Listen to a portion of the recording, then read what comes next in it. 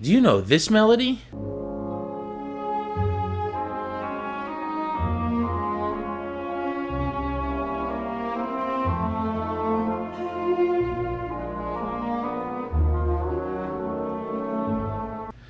It's in this piece today, guys. Stay tuned.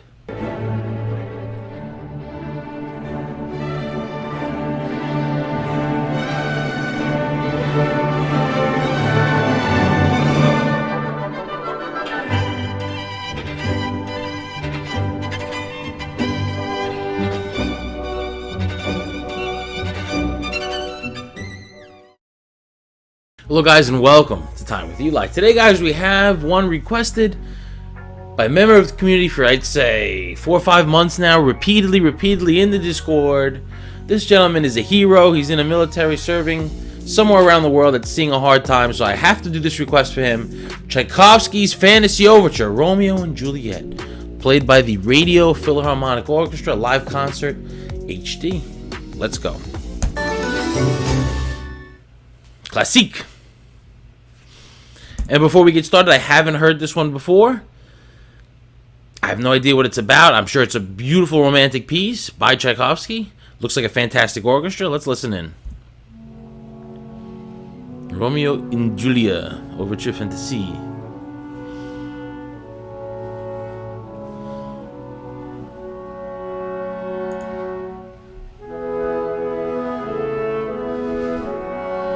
And it's going to tell the whole story. I'm sure it's not just the romance. Probably tells the whole romantic politics of their story between the Capulets and the Montagues. God.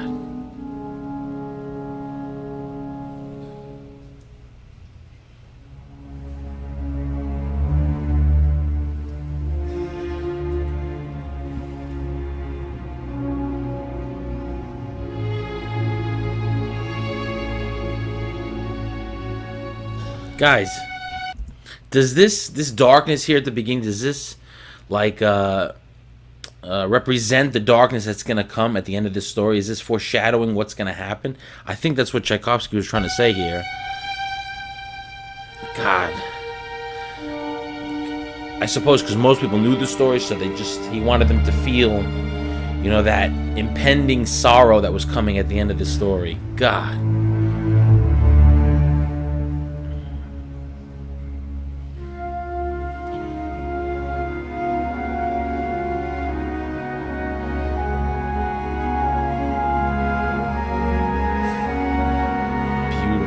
Romance, the beautiful romance, the pure love they had for each other.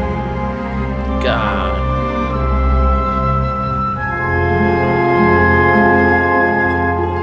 God.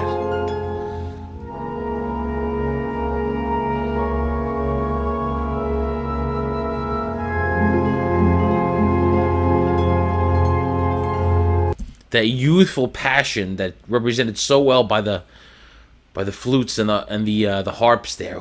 That's something special right there. Really. It almost reminds me of Saint Saëns' Aquarium from the Carnival des Animals. The way the harp was played there, really fantastic. Double flute and the harp coming in. Beautiful. Oh.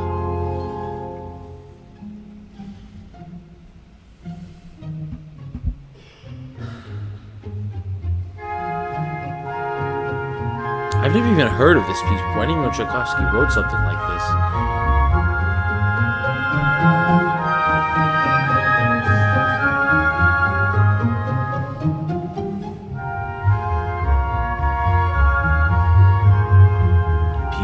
Beautiful intro.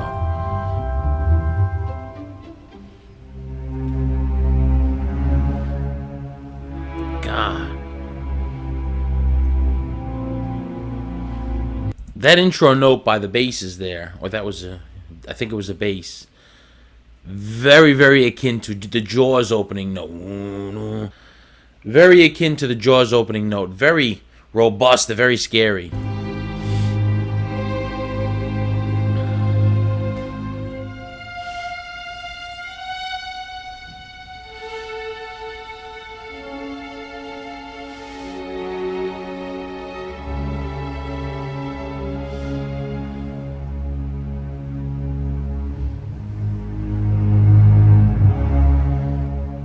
so dark, so...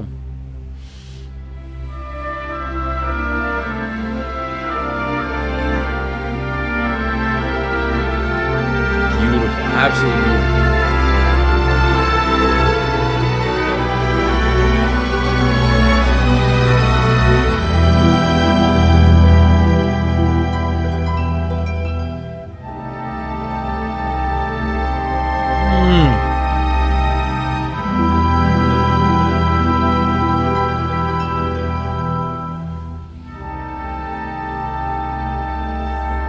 So smooth.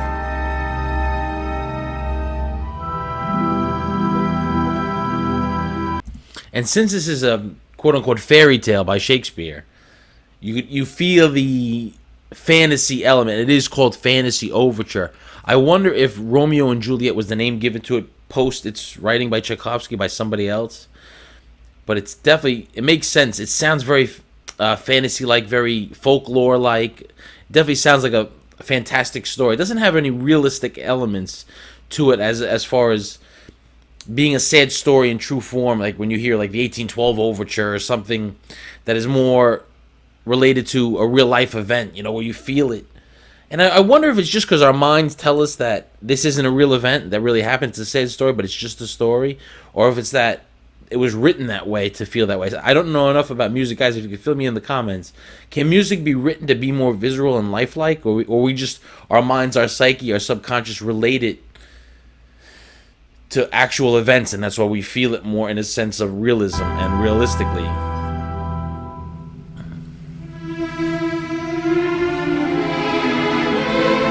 I get it from you, Dante.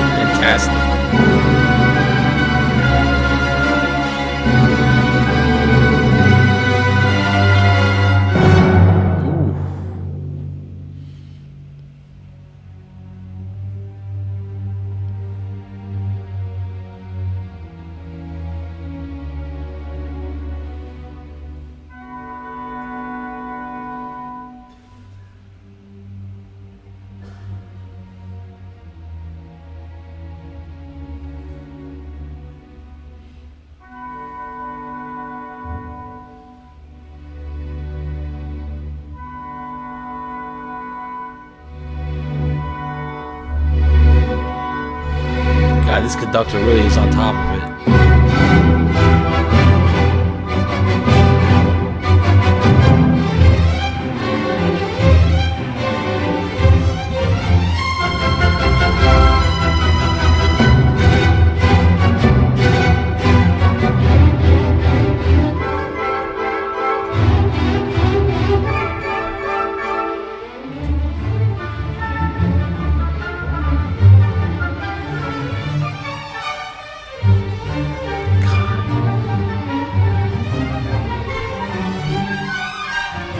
I love seeing on display orchestras on display playing fast pieces like this, them all jamming out. I mean, it's so cool to me, and I'm sure to you guys too, to see this orchestra. Everybody, fingers flying, everybody in the moment. Just, I mean, when you think about modern music, you have five guys jamming out in a band. Five guys, women, guys, traditionally jamming out. One singer, drummer, bassist, maybe two guitarists or one guitarist. Maybe another instrument, jamming out, and it's cool to see everybody vibing and jamming out. You have 30 people right here, all jamming out. How does not that get you pumped up? I don't know, but it should. Look at them, they're all jamming out. Just because they're dressed in tuxedos doesn't mean they're not jamming. It's so cool. They're all vibing and just... Look at this. If they were in street clothes and they had long hair with tie-dye t-shirts, we'd be vibing with them.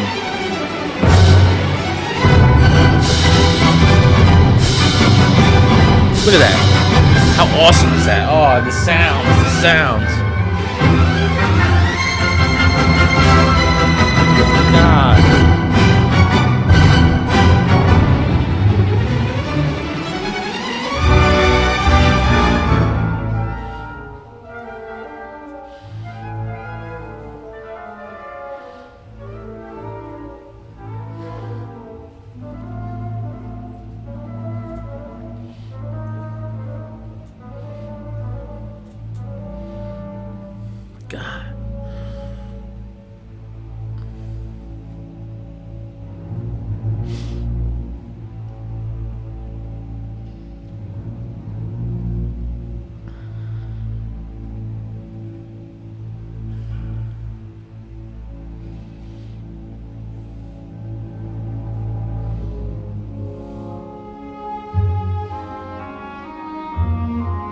Of course! Of course! Get the out of here! Of course! That's what this is from? Get out of here! That's... I mean, come on! Wait a second. We gotta hear that again. Wait a second.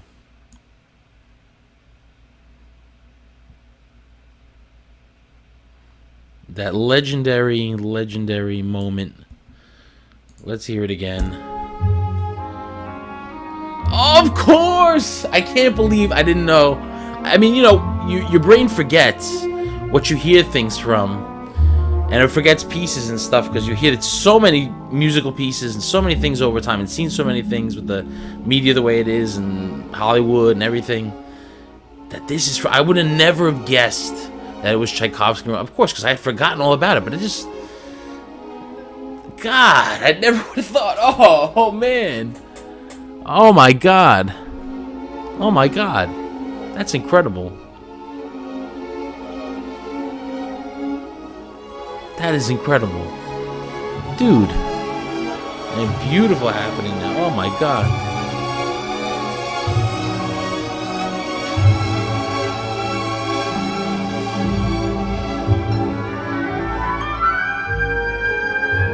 No, the whole orchestra now. Wow. Wow. Of course. That was beautiful. Let's rewind that too. Let's hear that again.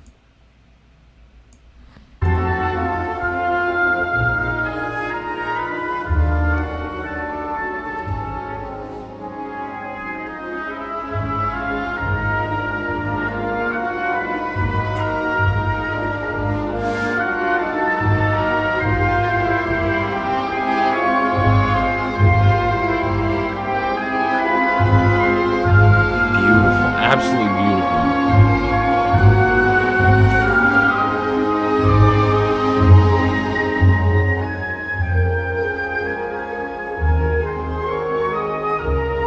God, that melody, the whole piece is that melody. I can't believe it. I can't friggin' believe it. I just don't believe it.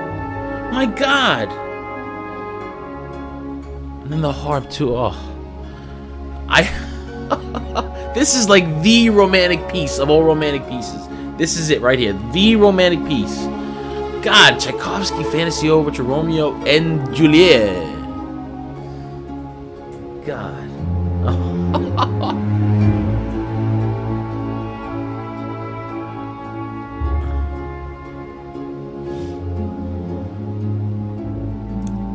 I mean, haven't I heard it somewhere else? Hasn't it been played somewhere? It just seems like I had heard it and knew where it was from before. It's such a popular little harmony. Guys, did you know that it was from this piece, specifically the name of it, and that it was Tchaikovsky and everything?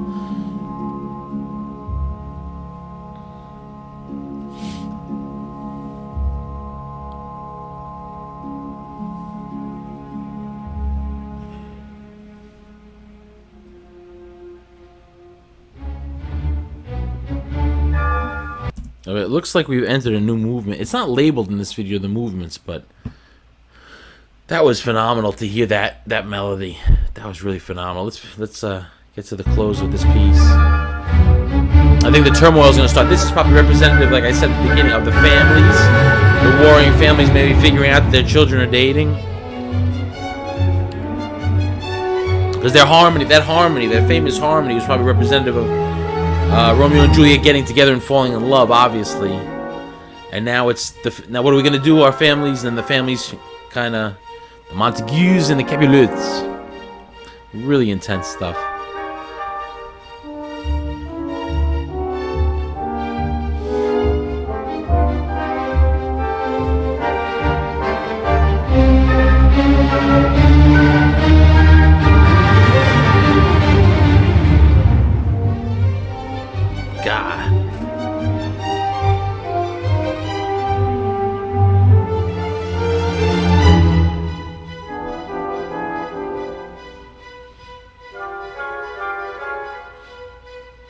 So good.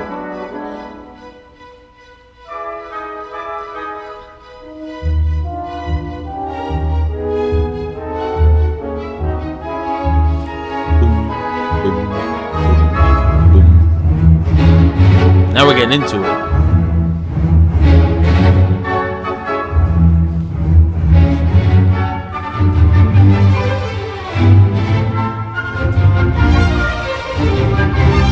Yeah, see what I mean by everybody getting excited in the orchestra? So cool. It's like 40 people jamming out together. It doesn't get any better than that. And this guy just like the king of the band, just up there. Okay, no, you're going here, and you're going here, and you're going here, and you're doing this, and you do that.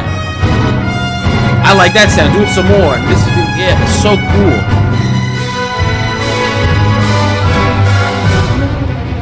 Come on, look at that scene. Look at that, the string section. Oh, I mean, it doesn't get any cooler and more mind-blowing than seeing a string section feverishly just jamming out like that. That is so cool to me. Wow. And the sound, you hear that pure and in sync and everything?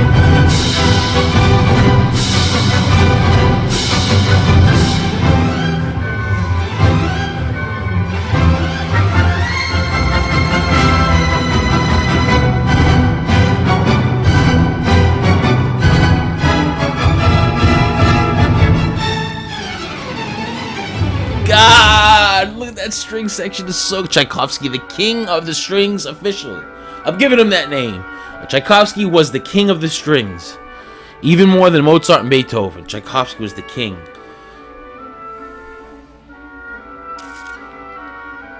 God.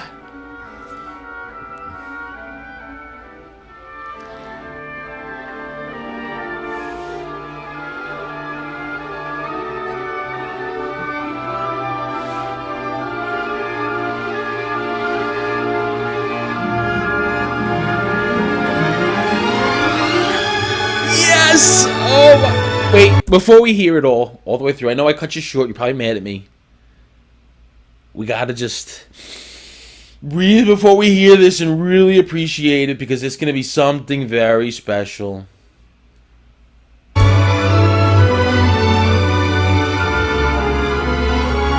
Yes!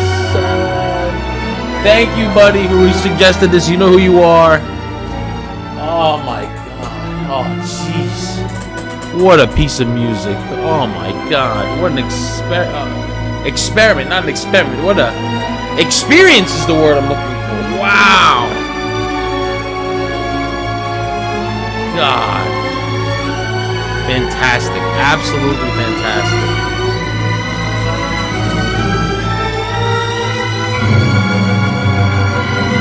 This has been a roller coaster ride.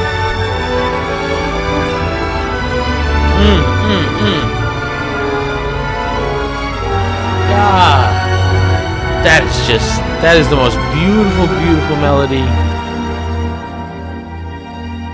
Oh, what a harmony. Oh my God, oh my God, oh my God, oh my God. And now they're playing in the bass section. Of course, the sadness now. Oh my God. See, here comes the sadness part of the piece. I think it was representative the first time we heard that melody. The beautiful melody was representative of when they fell in love and they got together. Then their families fought and they said, we don't care, we love each other. Now we're getting down to the end of the story where the drama happens and the real sadness happens. They're saying, what are we going to do? We can never be together.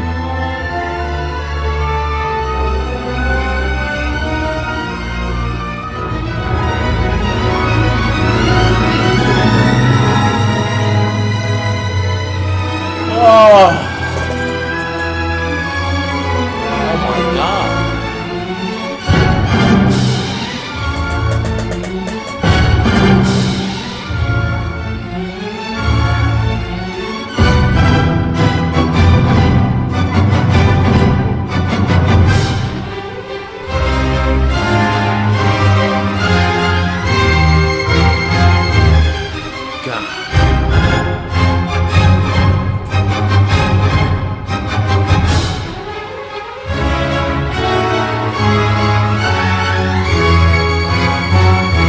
What a fantastic piece of music.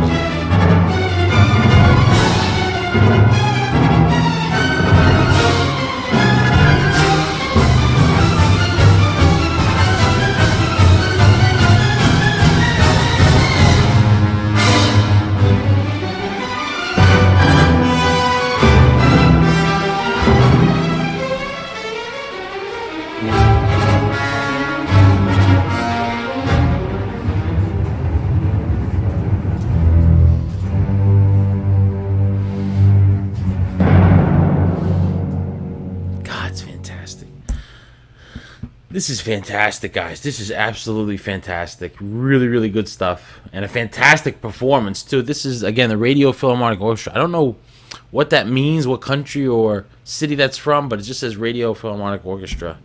I'll put a link to the actual performance down in the description. You guys can check out the information for this performance. Uh-oh. It's getting a little solemn now and scary. Oh, see, no. I hate this part. Why do they gotta do that in this story? Why does it gotta be ending like that? You think it would have been as famous if it didn't end like that?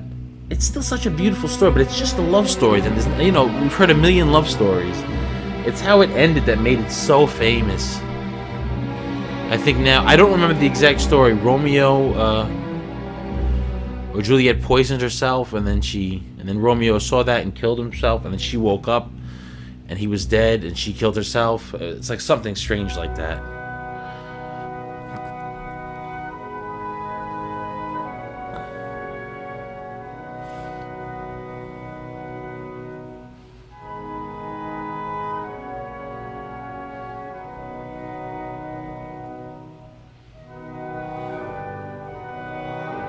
Something absolutely bananas like that.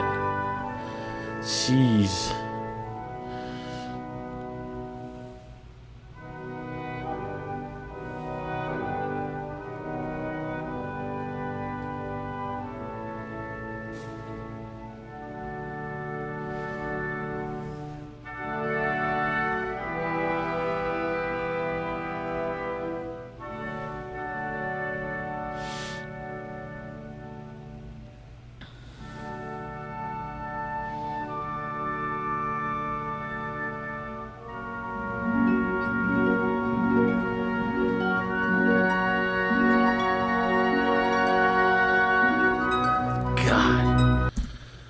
So many beautiful. This might be now up until this point. Let me just say a few words here before we finish up this piece. Only got a few minutes left, guys. Hang tight.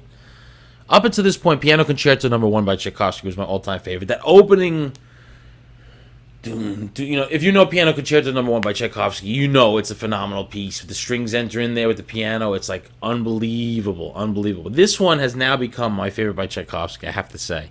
There's just so many good moments. It's so lively. It's so beautiful. It's so perfect. It really is perfect. And it doesn't even have to represent... It might be so perfect. Let me just say this too. It might be so perfect because Romeo and Juliet was such a perfect story. It was such a perfect story from start to finish.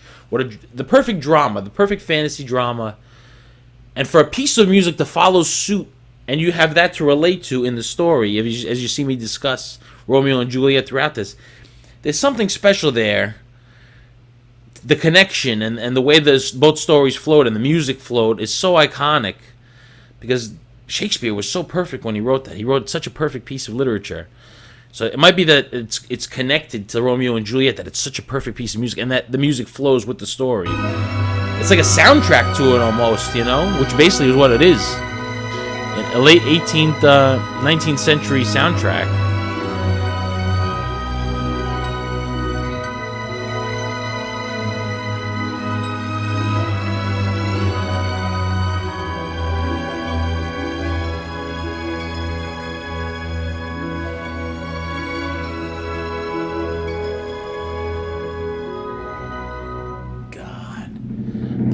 So flawless.